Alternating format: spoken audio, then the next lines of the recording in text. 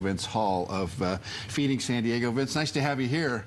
Good morning. Thanks for having me. You've working with the Coast Guard to get some of our Coast Guard members the help that they need. Tell me a little bit about the program that you've launched here.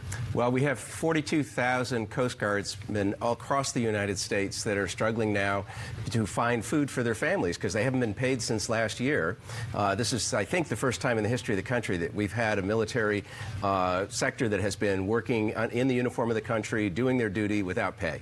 And that is really a terrible situation for the families. Not all of these people are highly paid. And so we've been working with all the federal government employees who are affected by the shutdown. But today we're doing a special distribution at the Coast Guard station across the street from the San Diego airport at 1 o'clock just for the Coast Guard families so that they can come and access this resource and help bring home some fresh groceries to take care of their kids. You know, we talk so much about food insecurity in San Diego and it being so much higher, 1 in 8, than we typically would think of our neighbors that we know, and oftentimes we hear about military members.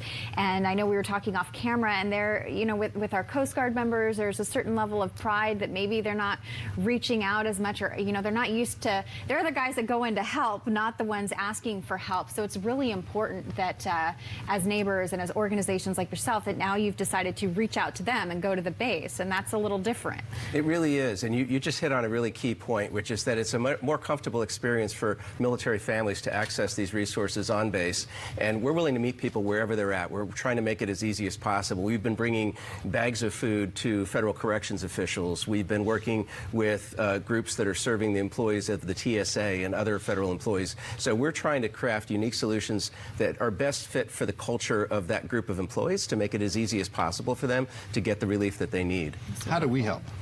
We're just the conduit for the community. This community has been supporting Feeding San Diego with cash donations, supporting Feeding San Diego with food donations. We've seen an uptick in volunteer support at our distribution center. So San Diegans are rallying to this cause to help their neighbors get through this crisis, and it's overwhelming, and it's really heartwarming to see the level of commitment that San Diego has to taking care of their neighbors, who frankly aren't people who are used to needing help. These are full-time employed middle-class families that have all of a sudden been thrust into a situation that they had not any time to plan for and no expectation was going to happen.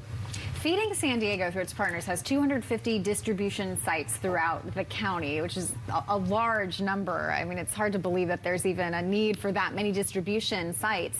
But you really want to get the message out to people that they can go to the website, click on a map, and they can see all the different areas and locations where they can reach out and get help.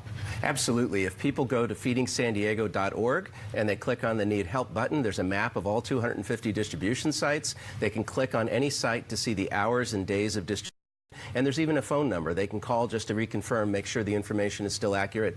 And all of these sites that we operate, we're different than most food organizations in that we don't get government funding beyond about 4% of our budget. Most of our resources are privately donated, and the food that we're distributing is really wonderful, nutritious, healthy food that would otherwise go to waste. So we're rescuing food that would otherwise go to the landfill and getting it to families in need in real time. And it's beautiful, wonderful, nutritious products. Over half of it is fresh produce, and we're able to do that because of the support of ordinary San Diegans who are strongly supporting Feeding San Diego's ability to help these families. Should this happen to my family, and I would be completely at a loss as to how to go through this process and how to face somebody and say, is there requirements that you have to show that you're food insecure? You have to show tax returns or anything like that? Any requirement that would add to the embarrassment of having to go someplace to ask for help?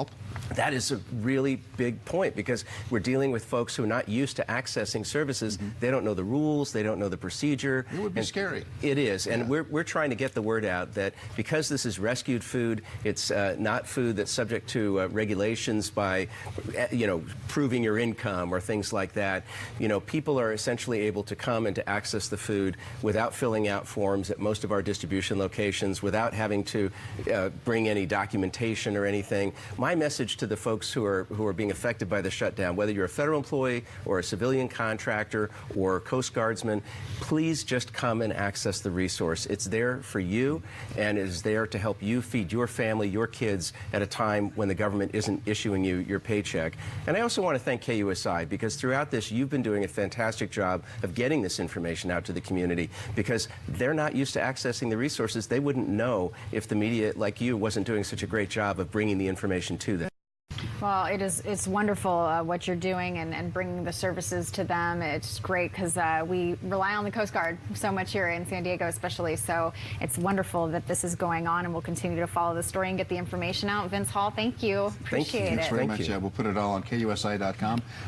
We can make a quick link so you can get the help that you need.